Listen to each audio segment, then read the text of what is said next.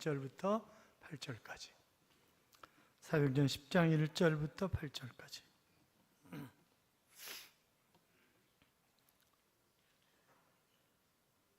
교도하겠습니다. 1절 제가 있습니다. 가이사랴에 고넬료라 하는 사람이 있으니 이달리아 부대라 하는 군대의 백부장이라. 그가 경건하여 온 집안과 더불어 하나님을 경외하며 백성을 많이 구제하고 하나님께 항상 기도.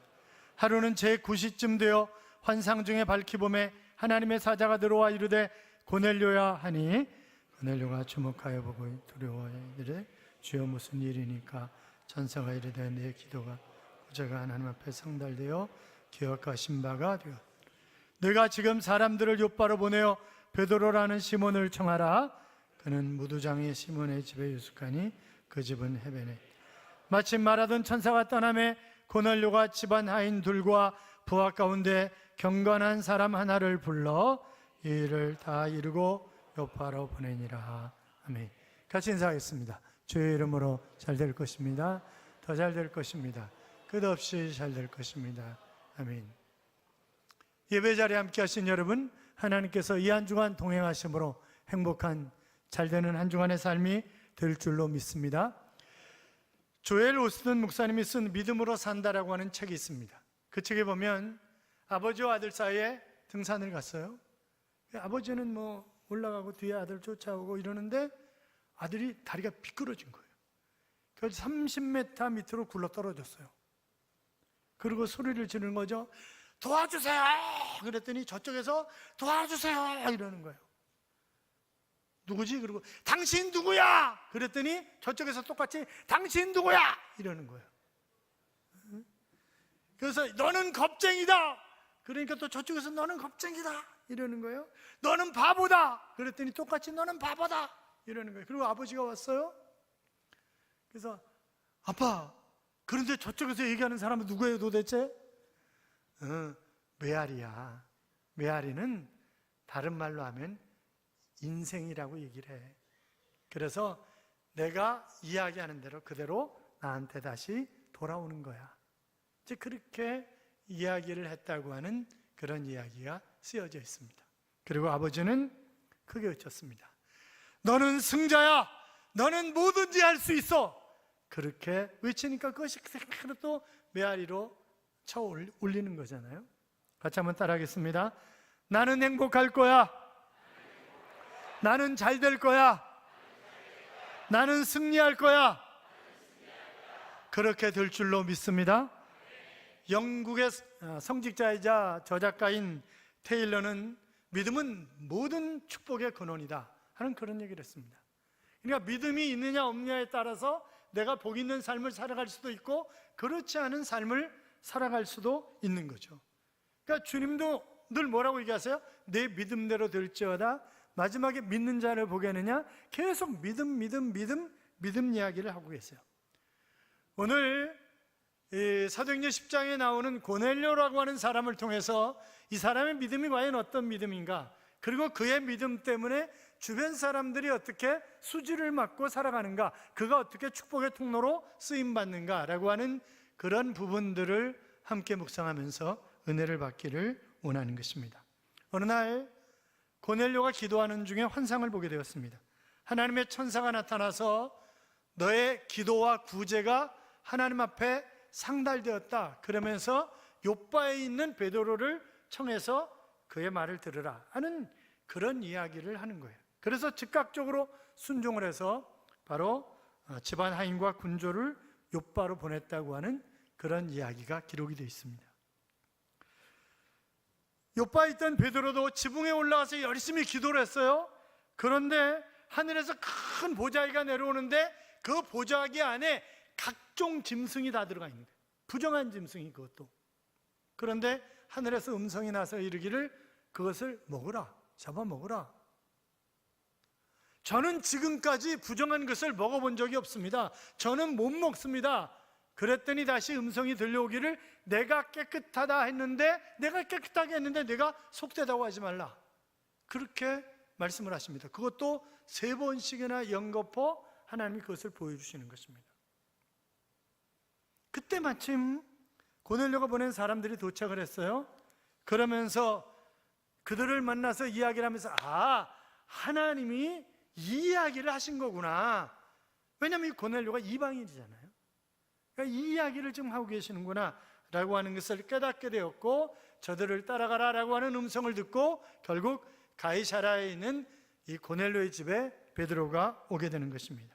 고넬료는 가족과 친척, 친구들을 다 불러 모아놓고 예배드릴 준비를 하는 거예요. 그러다가 베드로가 딱 나타나니까 얼른 엎드려서 절을 합니다. 여러분, 이것이 그냥 일반적으로 절하는 거가 아니에요. 지금 로마 장교가 절을 할 때는 로마 황제나 아니면 신을 제외하고 그 어떤 누구에게도 엎드려서 절할 수 없게 돼 있어요. 그런데 무명의 예수 믿는 한 사람에게 엎드려서 절을 했다. 이건 자기 생명 내놓는 일이에요. 그냥 우리가 편하게만 엎드려 절을 했고 이렇게 그냥 읽지만 사실은 그것이 생명을 내놓는 그런 일이었습니다. 베드로가 얼른 잡아서 이렇게 세웠고, 그리고 그들이 베드로를 통해서 하나님의 은혜를 받고 성령의 충만함을 입고 결국 복음이 이제는 이 고넬료와 그 주변 사람들을 통해서 아시아를 넘어서 유럽으로, 그리고 전 세계로 복음이 확장되어 갔다고 하는 그런 사실을 우리가 생각할 수 있다고 한다면, 과연 고넬료가 어떤 믿음을 가진 것인가 라고 하는 것을 우리가 한 번쯤 생각해 봐야 되겠죠. 자, 1절 2절 보세요. 같이 읽어요. 가이사라에 고넬료라는 사람이 있으니 이달리아 부데라는 군대의 백부장이라. 그가 경건하여 온 집안과 더불어 하나님을 경외하며 백성을 많이 구제하고 하나님께 항상 기도하다니. 지금 이 고넬료라고 하는 사람이 가지고 있는 네 가지 특징을 얘기했어요. 첫째는 경건했다, 둘째는 하나님을 경외했다, 셋째는 구제하는 사람이었다, 넷째는 하나님 앞에 항상 기도하는 사람이었다. 그 네 가지로 요약을 하고 있습니다. 그리고 22절에 보면 백부장 고넬료는 의인이요 하나님을 경외하는 사람이라 유대 온 족속이 칭찬하더니 그랬습니다. 자, 지금 당시 로마가 지배하는 사회잖아요. 그러면 백부장이면 자기 부하가 100명쯤 되는 거예요. 그러니까 우리로 얘기하면 중대장쯤 되는 거잖아요. 김배모 장로님, 계엄령이 발표되면 중대장은 지역이 어느 정도 되는 거예요? 지역사령관?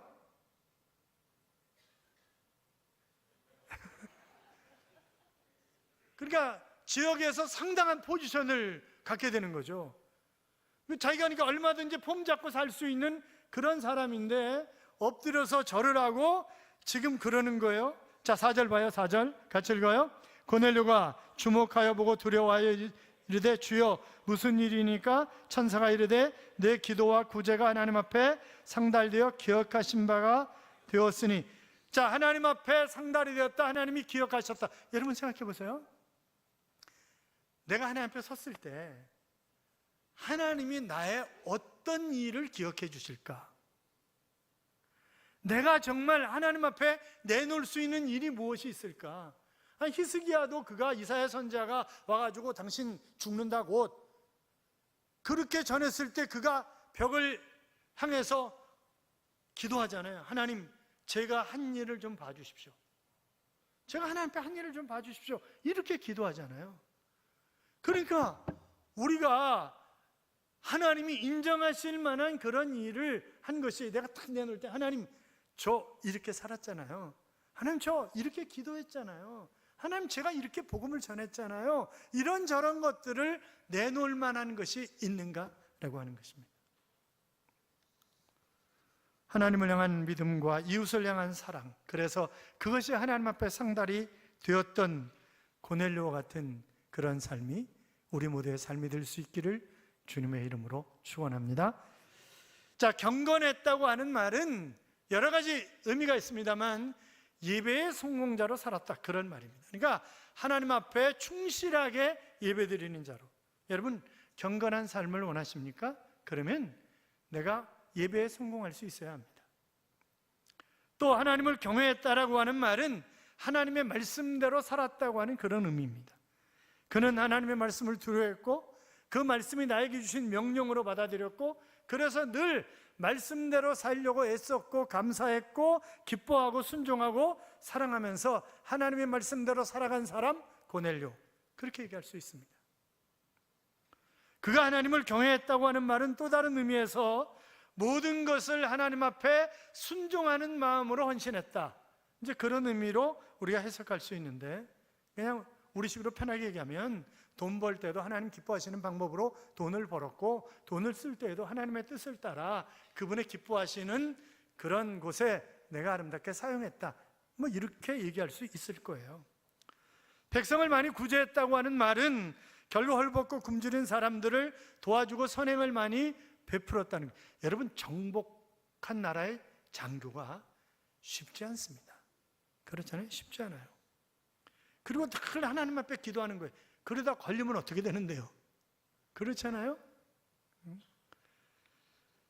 항상 기도하던 백부장 고넬료에게 놀라운 환상의 체험과 성령 충만함을 받는 그런 역사가 일어난 것입니다.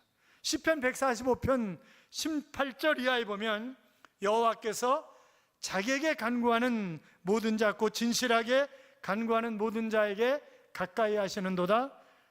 저는 자기를 경외하는 자의 소원을 이루시며 또 저희의 부르짖음을 들으시는도다 그랬습니다.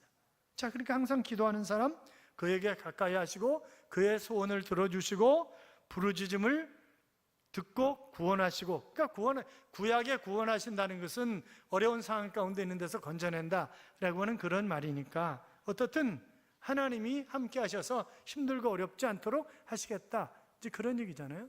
여기 소원을 들어주신다라고 하는 그런 이야기를 했습니다. 사랑하는 여러분, 우리가 진실된 마음으로 하나님 앞에 기도하고 하나님과 동행하는 삶을 살아갈 때 그분이 우리의 기도에 응답하시고 능력을 주시고 죄악을 물리쳐 주시고 영광을 돌리게 하시고 형통하고 창대하고 잘 되는 그런 복이 넘쳐나는 것입니다. 그분이 나를 보호하시는 것입니다. 하나님 앞에 쓰임받는 그런 귀한 일꾼으로 만들어 주시는 것입니다.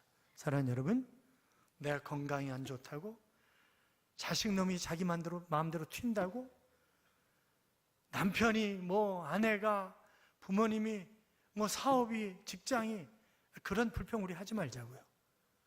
만왕의 왕이시고 만주의 주이신 하나님 앞에 기도하면 고넬료의 기도를 들으시고 함께 하셨던 하나님이 우리와 함께 하셔서 시온의 도로를 활짝 열어주실 줄로 믿습니다. 앤소니 드 멜로우라고 하는 사람이 쓴 종교 박람회라고 하는 그런 책이 있습니다. 친한 두 친구가 있었는데 한 친구가 어느 날 예수를 믿게 됐어요. 그리고 그 소식을 한동안 있다가 그 친한 친구가 듣게 된 거예요. 야, 너 요새 교회 나간다며? 나 교회 나가, 예수 믿어. 그래? 그럼 예수님이 어디 태어나셨어? 모르겠는데? 예수님이 몇 살에 그러면 세상을 떠나가셨어? 그것도 나 모르는데? 그럼 예수님이 이 땅에 계시면서 설교는 몇 번이나 하신 거야? 그건 더 모르지. 너 아는 게 뭐야 도대체? 그러면서 야, 무슨 네가 아무것도 모르면서 예수 믿는다고 그러냐? 그게 말이 되냐? 그랬더니 이 친구가 정색을 하면서 정중하게 이렇게 이야기를 하는 것입니다. 나는 성경에 대해서도 잘 모르고 이런저런 기독교에 관한 지식도 많지 않지만, 그러나 분명한 것은 내 삶이 변했다는 것, 그래서 나도 깜짝깜짝 놀라고 있다는 것이네. 3년 전만 해도 내가 저녁에 집에 들어가면 아이들과 아내는 숨기에 바빴고 가능하면 같이 접촉하지 않으려고 애를 썼는데, 지금은 내가 집에 들어가면 아이와 아내가 뛰어나오고, 그리고 우리가 행복하게, 그래서 집안에 웃음이 떨어지는 날이 없다네. 그리고 내가 세상에 살면서 무엇을 해야 되는지 알고 있고 그 일을 하고 있는데, 그 변화된 모습을 보면 하나님이 살아계신 것 아닌가? 그렇게 이야기를. 그렇잖아요? 여러분, 내가 예수 믿고 1년, 3년, 5년, 10년 지나가는데 전혀 변화된 게 없다. 그건 좀 문제 있는 거죠. 그거는 사실 정상적인 그 하나님의 자녀로서의 삶을 안 산 거잖아요. 그러니까 가족 전도도 마찬가지잖아요.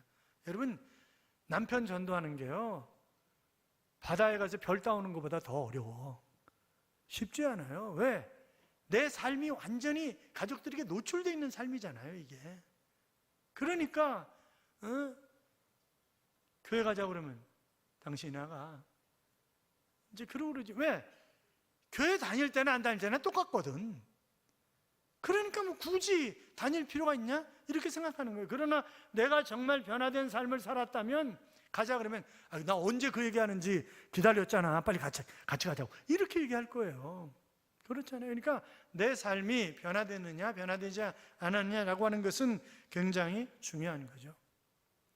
정말 하나님과 동행하는 삶을 살면, 정말 하나님 앞에 진솔하게 기도하는 삶을 살면, 그리고 말씀대로 순종하는 삶을 살아가면 하나님이 나에게 신비한 체험을 할 수 있도록 해주시는 거예요. 내가 수없이 많은 신비한 체험을 했음에도 불구하고 몰라. 그리고 한참 지난 다음에 하나님이 하셨구나, 그렇게 생각을 하는 거죠. 물론 극적인 체험은 극적인 상황 가운데 있는 사람들에게 나타나는 거예요. 그러니까 만약에 내가 하나님의 정말 극적인 그런 것을 체험하고 싶다면 믿음이 있어야 됩니다. 믿음이. 하나님, 제가 죽을 병에 좀 걸리게 해주세요. 그리고 날 치료해 주세요. 그러니까 극적인 상황 가운데 있는 사람들이 극적인 것을 체험하는 거지, 대부분은 뭐예요? 이미 말씀을 통해서 다 주셨어요. 그러니까 이 말씀으로 이기는 삶을 살아가게 하시는 거지, 신비한 체험을 늘 하게 하시는 것은 아니지만, 그러나 그럼에도 불구하고 오늘날 어려운 상황 가운데 이런저런 일이 있을 때 하나님이 얼마든지 성경 외에 다른 방법으로 나에게 나타나셔서 세미한 음성을 들려주실 수도 있고, 다른 사람을 통해서, 심지어는 예수 믿지 않는 사람을 통해서 나로 깨닫게 하실 수도 있고, 이런저런 방편을 얼마든지 우리에게 허락하실 수가 있는 것입니다.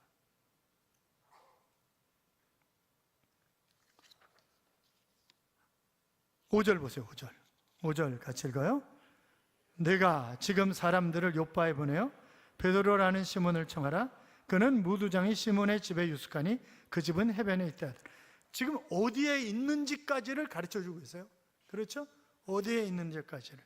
여기 무두장이라고 하는 말은 그냥 우리가 쉽게 표현하면 모피 가운데 뭐 진도 모피, 대동 모피 이런 거 있잖아요. 그러니까 모피의 털과 기름을 뽑고 가죽을 부드럽게 만드는 일을 하는 사람을 무두장이라고 얘기하는 거예요. 그 무두장이 집에 있다는 거예요, 베드로가. 그래서 고넬료는 사람을 보냈고 베드로를 모셔왔고, 그런데 고넬료는 혼자 베드로를 맞지 않았습니다. 24절 보면, 자 24절 같이 읽어요. 이튿날 가이사랴에 들어가니 고넬료가 그의 친척과 가까운 친구들을 모아 기다리더니, 자 33절 봐요. 내가 곧 당신에게 사람을 보내었는데 오셨으니 잘하였나이다. 이제 우리는 주께서 당신에게 명하신 모든 것을 듣고자 하여 다 하나님 앞에 있나이다. 자, 혼자 있지 않았어요? 자, 지금 그러면 이 고넬료와 고넬료의 가족들, 친지들, 친구들, 그들이 지금 누구 앞에 있는 거예요? 베드로 앞에 있는 거예요. 그런데 뭐라고 얘기해요? 다 하나님 앞에 있나이다, 이렇게 얘기해요. 다 하나님 앞에 있나이다. 그러니까 지금 고넬료는 적어도 지금 베드로가 하는 이야기를 하나님이 하시는 말씀으로 그는 받겠다고 하는 그런 자세가 준비되어 있는 거예요. 그러니까 여러분이 교회 안에 들어올 때 내가 하나님 앞에 예배를 드린다, 내가 하나님의 말씀을 듣는다 라고 하는 그런 믿음이 있어야지, 그냥 골라서 듣고 저거는 아니야, 저거는 내 경험과 지식으로 맞지 않아, 성경이 다 과학적은 아니잖아, 그렇게 받아들이면 그러면 안 되는 거죠. 이게 하나님의 말씀으로 받으시기를 주님의 이름으로 축원합니다. 자, 베드로가 고넬료 집에서 이렇게 선포합니다. 34절 35절 봐요. 베드로가 입을 열어 말하되 내가 참으로 하나님은 사람의 외모를 보지 아니하시고 각 나라 중 하나님을 경외하며 의를 행하는 사람은 다 받으시는 줄 깨달았다. 여러분 보세요. 바울이 이방인을 위한 사도라고 한다면 베드로는요, 유대인을 위한 사도예요. 그는 절대 이방인들하고 밥도 안 먹어요. 그랬다가 어느 날 이방인하고 밥 먹는데 저쪽에 보니까 바울이 오잖아요. 그러니까 놀래가지고 얼른 입 찢고 아주 안 먹은 척, 안 어울린 척 이러다가 사도 바울한테 된통 당하잖아요. 그러니까 그 정도로 그는 철저하게 유대주의자예요. 그런데 자기가 이번 사건을 통해서 바로 하나님은 외모라, 그가 어느 민족이냐, 그가 어떤 사람이냐 아무런 상관없이 신실하게 하나님을 믿는 자들에게 함께 하시는 하나님이라고 하는 것을 나는 깨달았다. 이제 그런 얘기를 하는 거예요. 사랑하는 여러분, 여러분의 과거가 어떠했든 아무런 상관이 없어요. 내가 어떤 직업을 가지고 있든 아무런 상관이 없어요. 내가 어떤 학력이 어디까지인지 그것도 아무런 상관이 없어요. 내 나이가 어떤지도 아무런 상관이 없어요. 중요한 것은 지금 내가 하나님과 함께 하느냐 하지 않느냐, 지금 내가 믿음이 있는 사람이냐 아니냐, 그것이 중요한 것이지 다른 것이 중요한 것이 아니다 라고 하는 것입니다. 사람은 외모를 보시지 않고, 하나님은 외모를 보시지 않고 사람의 중심을 보시는 하나님이십니다. 어떤 사람은 또 중심을 본다니까 배꼽 티를 입고 오는 그런 사람도 있다는데, 사랑하는 여러분, 하나님이 나와 함께 하시면 못할 일이 뭐 있겠어요? 그렇잖아요? 그러니까 직장 문제든 사업의 문제든 건강의 문제든 그 하나님이 함께 하시면, 그러니까 우리는 수없이 체험했잖아요. 그것을 하나님이 함께 하신다라고 하는 것을 수없이 체험했잖아요.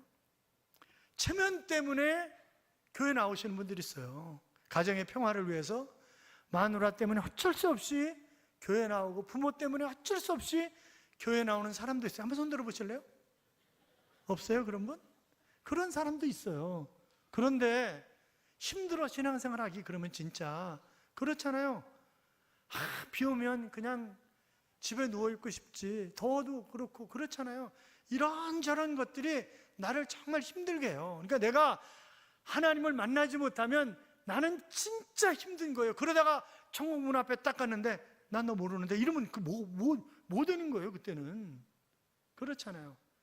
너희가 전심으로 나를 찾고 찾으면 나를 만나리라, 그렇게 말씀하셨는데 아직까지 하나님을 만나지 못했다고 한다면 하나님 앞에 진솔하게 나를 만나달라고 기도해 보세요. 그 하나님이 세미한 음성 가운데 나를 찾아오실 것입니다. 그래야지 신앙생활이 재미있지. 지금 이 고넬료 때문에요, 고넬료와 함께한 그 가족들, 친구들, 친지들 다 수지 맞은 거 아니에요? 이 사람들이 다 구원받았다 그랬어요. 그러니까 놀라운 성령 역사를 체험하고 그리고 구원받은 하나님의 자녀가 된, 그거보다 더 큰 복이 어디 있겠어요? 브라질의 국가대표 축구 선수로서 브라질을 3차례 월드컵 우승으로 이끈 펠레라고 하는 사람을 우리는 잘 알고 있습니다. 이름이 너무 길죠. 그 사람은 이름 외우는 사람은 아무도 없을 것 같아요. 너무 길어가지고. 이 검은 진주라고 하는 그런 별명이 펠레라고 하는 이름인데, 그런데 그가 생애 1300골 이상을 넣은 거예요.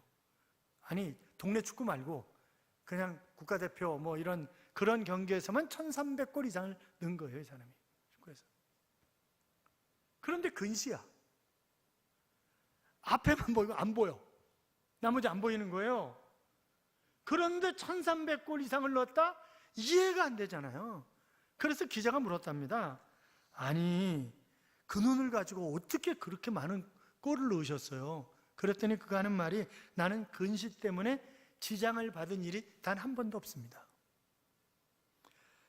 내게는 말초적 감각, 즉 감각적 시력을 가지고 있는데 그것이 발달되었기 때문에, 아니 그게 뭔데요? 그랬더니 그거는 바로 자신감입니다.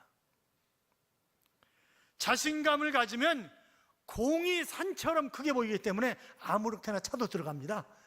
그렇게 얘기를 하더라는 거죠. 자신감. 여러분, 성경은 할 수 있거든요. 무슨 말이냐? 믿는 자에게는 능치 못할 일이 없느니라, 그렇게 말씀하셨습니다. 같이 따라요. 내게 능력 주시는 자 안에서 내가 모든 것을 할 수 있다. 믿으십니까? 할 수 있어요, 다. 그러니까 식구가 너무 아파. 그러면 붙잡고 기도를 해. 행복하게.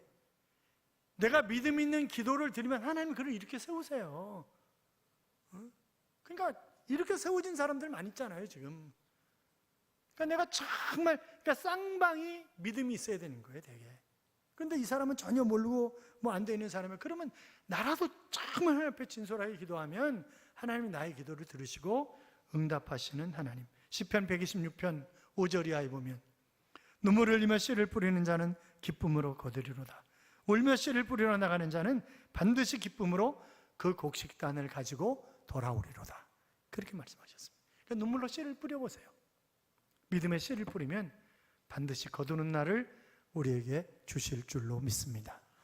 이 사도행전 10장이 복음이 세계화되어가는 아주 중요한 장이에요. 그런데 그런 일이 어떻게 일어날 수 있었느냐? 첫째는 고넬료의 기도와 구제가 있었기 때문이고, 둘째는 베드로의 기도와 순종이 있었기 때문이고, 셋째는 바로 고넬료의 열성과 겸손이 있었기 때문이고, 넷째는 베드로의 깨달음과 복음 전파가 있었기 때문에 가능했다. 그렇게 이야기할 수 있다고 한다면, 사랑하는 여러분, 우리도 기도하고 열심히 구제하고 순종하고 열정을 가지고 겸손하게 행함으로 고넬료에게 주셨던 축복의 통로의 삶을 우리도 살아, 우리 때문에 우리 주변이 전부 복 있는 삶을 살아갈 수 있기를 주님의 이름으로 축복합니다. 이런 찬양이 있죠? 나의 영혼이 주 찬양합니다. 주를 기뻐 노래합니다. 미천한 나를 들어 큰일 행하시니 주님의 이름 거룩합니다. 주의 은혜라, 주의 은혜라. 연약한 나를 세워 영광 보게 하시니 말로 알 수 없도다. 놀라운 사랑, 나 순종하리라. 주의 뜻대로 주의 자비로 날 감싸주시니 모든 두려움 사라지네 라고 하는 그런 찬양입니다. 사랑하는 여러분, 우리는 지금까지 주님의 은혜로 살아왔습니다. 앞으로도 주님의 은혜로 살아갈 것입니다.